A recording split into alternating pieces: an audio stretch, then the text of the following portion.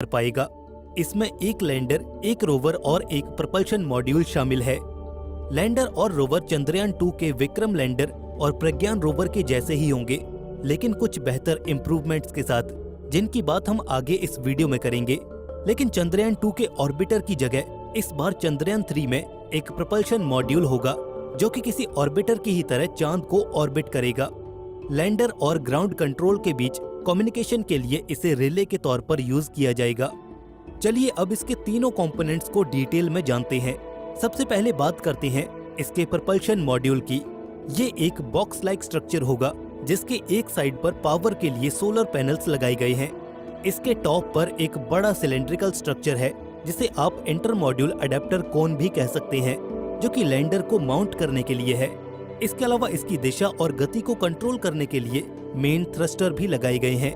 Basically propulsion module का काम होगा लैंडर को कैरी करके चांद के स्पेसिफिक एरिया तक ले जाना, लैंडर को एक स्पेसिफिक ओरिएंटेशन में लैंडिंग के लिए रेडी करना और लैंडिंग के समय और उसके बाद भी लैंडर और ग्राउंड कंट्रोल के कम्युनिकेशन में एज अ रिले काम आना। इसमें कोई सोफिस्टिकेटेड साइंस इंस्ट्रूमेंट्स नहीं होंगे, ये बस एक कम्युनिकेशन सैटेलाइट के तौर पर काम में लिया जाएगा। इसके बाद है एक लैंडर, जो कि जनरली एक बॉक्स की शेप में होता है। सरफेस पर रेस्ट करने के लिए इसमें 4 लेग्स होंगी और लैंडिंग के समय उतरने के लिए इसमें भी लैंडिंग थ्रस्टर्स लगे होंगे। लैंडर का भार करीब 7552 किलोग्राम है, जिसमें करीब 26 किलोग्राम का एक रोवर भी है। इसके साइड में लगे होंगे सोलर पैनल्स, जो कि इसकी पावर नीड्स को पूरा करेंगे।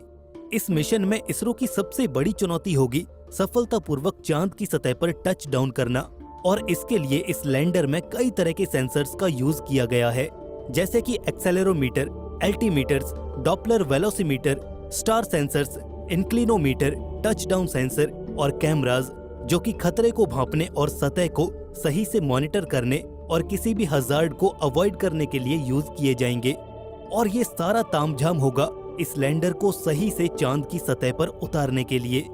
इतने इंस्ट्रूमेंट्स के डेटा से ही हम सही डिसीजन ले पाएंगे, और अगर किसी सेंसर में ग्लिच आता है तो दूसरे सेंसर्स उसकी जगह पर असिस्ट कर सकते हैं। इसके एल्टीट्यूड यानी कि ऊंचाई